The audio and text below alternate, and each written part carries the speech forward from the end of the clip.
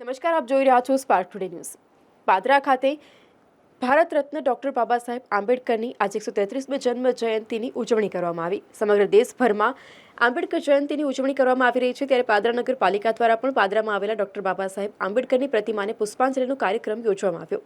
કાર્યક્રમમાં પાદરા નગરપાલિકાના પ્રમુખ મનીષાબેન પટેલ સાહેબ, ઉપપ્રમુખ ગૌરવ અંબાલાલ સોની સહિત પાદરા નગરપાલિકાના કોર્પોરેટરો ખાસ ઉપસ્થિત રહ્યા હતા। બાબા સાહેબ આંબેડકરની પ્રતિમાને પુષ્પાંજલિ કરી બાબા સાહેબ આંબેડકર તુમ અમર રહોના નારા લગાવ્યા હતા। ભીમરાવ આંબેડકર સામાજિક ભેદભાવને દૂર કરનાર પ્રભાવશાળી વ્યક્તિ હતા। તેઓ લેખક, સમાજ સુધારક, અર્થશાસ્ત્રી અને ન્યાયશાસ્ત્રી હતા। તેઓ મહિલાઓના મુક્તિદાતા હતા અને તેઓ પછાત વર્ગ માટે પોતાનું જીવન સમર્પિત કરનાર ડૉક્ટર ભીમરાવ આંબેડકરને ભારત રત્ન એવોર્ડથી સન્માનિત કરવામાં આવ્યા હતા।